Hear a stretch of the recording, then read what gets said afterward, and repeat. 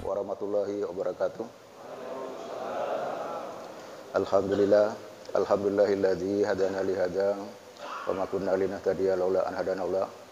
Asyhadu an la ilaha illallah wahdahu la syarikalah wa asyhadu anna Muhammadan abduhu wa rasuluh. Rabbi shrah li sadri wa yassir li amri wa hlul 'uqdatam min lisani yafqahu qawli. Bersyukur kepada Allah dan mengucapkan alhamdulillahirabbil alamin. Pada subuh yang berbahagia ini, atas rahmat Allah kita masih diberi kesehatan, kekuatan serta kesempatan sehingga kita bisa hadir di subuh yang berbahagia ini dalam rangka gerakan pemuda subuh yang selalu kita laksanakan setiap Sabtu, mengelilingi atau mengunjungi masjid yang ada di Kota Lusmoy. Mungkin kok yang di Aceh Utara baru Masjid Bayu sama Masjid Dewantara yang pernah kita kunjungi. Selawat beriring salam, mari sama-sama kita sajikan ke pangkuan ala Nabi Muhammad sallallahu alaihi wasallam beserta keluarga dan sahabat beliau sekalian dengan mengucapkan Allahumma shalli ala Sayyidina Muhammad wa ala ali Sayyidina Muhammad. Yang terhormat dan yang kami muliakan Imam Syekh Masjid Baitur Rahim Utumbayi beserta BKI Masjid dan seluruh pengurus masjid. Yang kami hormati Kadim GPS, SMS, SMI, dan Bapak Ibu sekalian yang hadir pada subuh yang berbahagia ini, yang tidak bisa saya sebutkan satu persatu yang saya hormati. Baik, pada kesempatan ini merupakan GPS yang ke-297. Ini GPS, ini gerakan pemuda subuh. Gerakan pemuda subuh yang seogianya yang banyak ini anak muda. Tapi bisa kita lihat saat ini anak muda juga, anak muda tahun 60-an sama 70-an. Tapi artinya kami selaku orang tua, selaku senior, kami tetap menghadiri, tetap setiap saat, setiap Sabtu meramaikan gerakan pemuda subuh. Walaupun syiar muhibah subuh dilaksanakan hari Minggu, tapi kami tetap meramaikan. Bisa Bapak Ibu lihat sendiri berapa orang yang anak muda saat ini yang ikut gerakan pemuda subuh. Rata-rata orang tua semua. Ini sangat memprihatinkan. Saya selaku Kapolsek Banda Sakti, mungkin Bapak Ibu pernah mendengarkan, pernah membaca di media sosial, pernah melihat berapa banyak anak muda yang usia sekolah, usia SMP, SMA yang ketangkap akibat menggunakan lem, akibat menggunakan narkoba, melakukan tawuran. Ini sangat menyedihkan anak-anak usia SMP dan SMA. Ini kemarin baru kami tangkap lagi. Kami tangkap lagi anak-anak lagi pakai lem. 6 orang kami amankan ke Polsek. Satu malam kami amankan di Polsek, besok kita panggil orang tuanya. Kita melakukan pembinaan. Hari ini kita tangkap, besok sore kita lepaskan. Mereka yang 6 orang itu akibat isap lem cap kambing itu masih belum sadar. Sore kita tanya ini, jawab itu, masih bengong. Jadi seandainya ini terjadi kepada anak-anak kita, ini akan hancur masa depannya. Ini kadang-kadang orang tua tidak tahu apa tingkah laku anaknya yang di luar.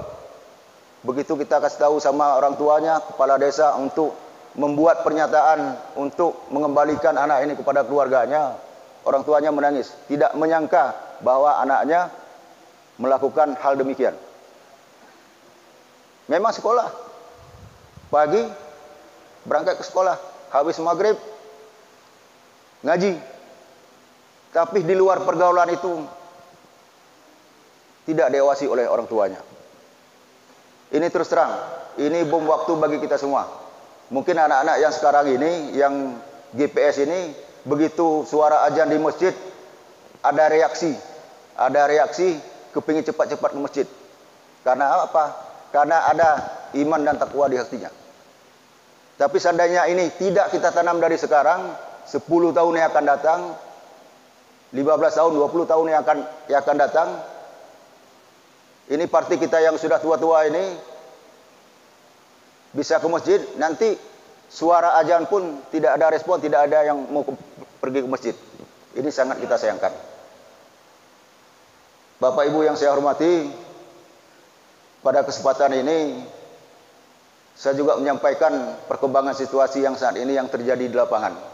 Mungkin kok sejarah-sejarah, cerita-cerita itu banyak ustadz yang menyampaikan. Tapi setiap tahun kita perkembangan zaman berubah. Jadi kadang-kadang kita melakukan kebaikan, terus terang kita melakukan gerakan pemuda subuh, syiar muhibah subuh, dengan kita viralkan di media sosial. Ini ada orang juga yang, apa tuh syiar muhibah subuh? Apa gerakan pemuda subuh? Dalam melakukan ibadah ria, dalam melakukan ibadah sombong, selalu memviralkan. Ini sebenarnya teknologi yang sekarang ini, dengan adanya media sosial, adanya kamera di mana-mana. Jadi kok istilah ada kami di polisi, sadar kamera dan bermedia sosial lah yang santun. Mungkin saat ini, zaman canggih sekarang ini, dengan publikasi media sosial yang saat ini, orang tahu apa perkembangan. Ini para ustadz, perkembangan situasi di luar bisa populer karena ini, karena media sosial. Kalau tidak ada media sosial, siapa yang tahu? Ustaz Somad di sana nggak ada yang tahu. Das Asai di sana nggak ada yang tahu. Karena ada media sosial nih, makanya kita pergunakan media sosial sebaik mungkin. Jangan kita viralkan yang menjadi permasalahan di masyarakat, yang tidak sesuai, yang kira-kira bisa menimbulkan kerusuhan. Jangan. Karena masyarakat diharapkan sekarang ini lebih santun dalam menanggapi media sosial. Jangan begitu tahu informasi di grup sebelah, tahu informasi, langsung kita lempar ke grup lain, kita yang perbanyak, kita yang viralkan. Padahal informasi itu belum tentu jelas. Ini sekarang saat ini. Dihancurkan masa depan dengan itu. Dan saya sampaikan kepada Bapak Ibu sekalian, di Banda Sakti ini masalah narkoba luar biasa. Bukan berarti dari pihak BNN, dari pihak narkoba, dari pihak Polres, dari pihak Polda, Mabes tidak menangkap. Menangkap. Setiap hari ada yang ditangkap. Tetapi itu Aceh ini merupakan jalur masuk sabu paling banyak. Ini saya sampaikan. Dalam hal ini, dalam masalah ini perlu andil kita semua, masyarakat semua. Paling tidak kita selaku pemimpin keluarga, mengarahkan anak-anak kita jangan mendekati narkoba. Jangankan pakai, mendekati pun jangan. Karena anak-anak kalau sudah terlibat narkoba, itu apapun yang kita bilang nggak akan mau dengar. Saya pengalaman sudah banyak menangani masalah ini. Jadi tidak peduli terhadap orang tuanya. Anak-anak misalnya anak kita masuk pesantren, begitu keluar ke ada izin bisa pulang, itu diawasi dengan siapa dia bergaul, kemana dia pergi. Karena pengalaman sudah ada di Banda Sakti, anaknya di pesantren, begitu cuti hari raya, pulang kemari bergaul sama kawannya, mungkin dikasih sabu, nggak pernah ngisap sabu, merasa enak. Terakhir balik ke tempat daerahnya, nggak lama kemudian keluar dari daerahnya, bergabung sama kawannya. Ini anak di tempat kita juga di Banda Sakti. Saya tidak saya sebutkan secara mendetil. Ketika ditegur sama orang tuanya, dia ngadus sama kawan-kawannya, sama partai kelompok isap sabu, bahwa dia ditegur oleh orang tuanya. Jadi kawannya sore sekitar habis sholat asar, bapaknya lagi siram bunga di depan rumah. Datang kelompok anaknya yang partai isap sabu, dipukuli bapaknya.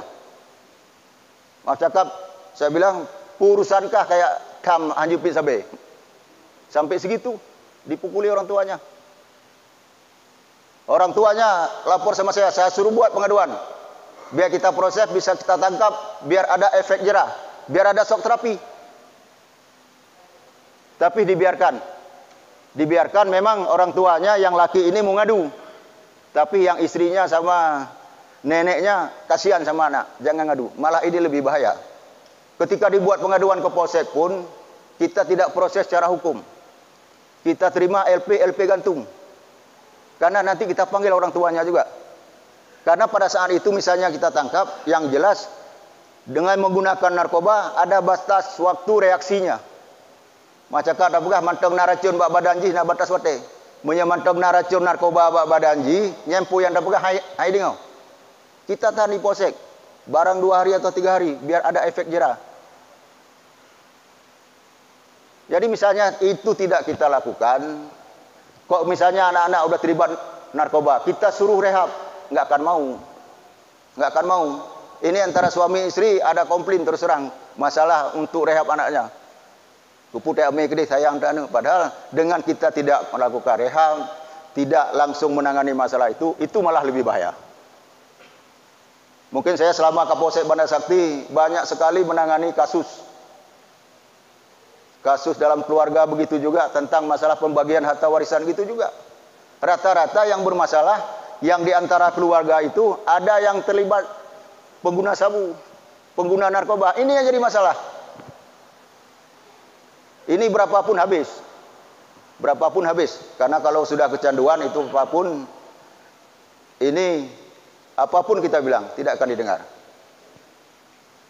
Para jemaah sekalian yang saya hormati, besok pagi tanggal 18 Desember 2022 kita di Bandar Sakti ada 9 desa untuk melakukan pemilihan kecil. Untuk di Kota Lusmai 21 desa.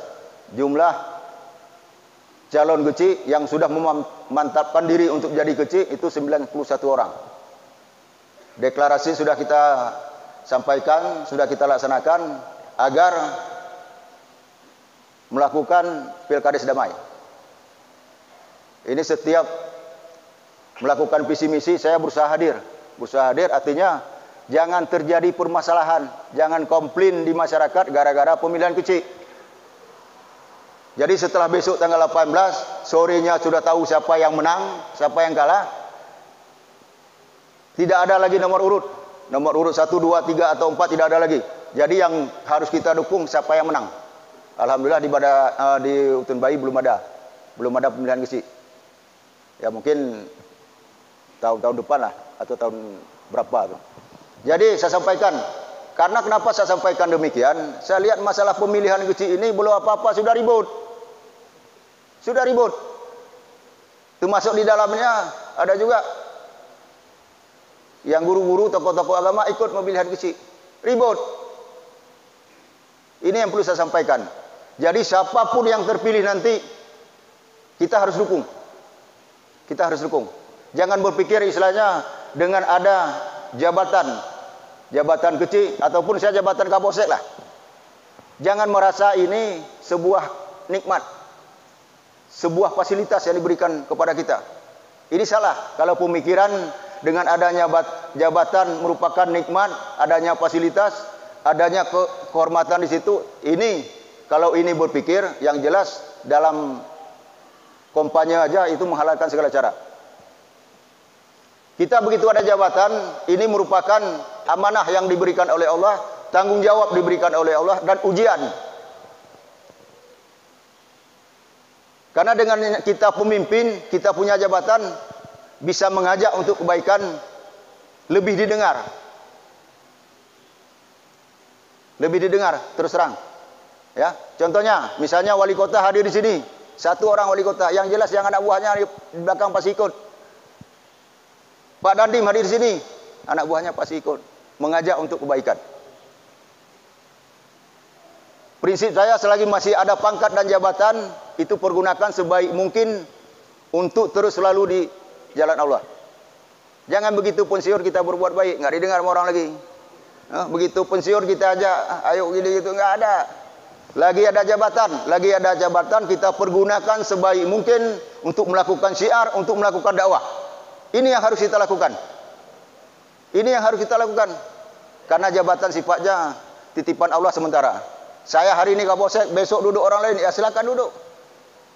Paling enggak apa yang saya lakukan berimbang lah.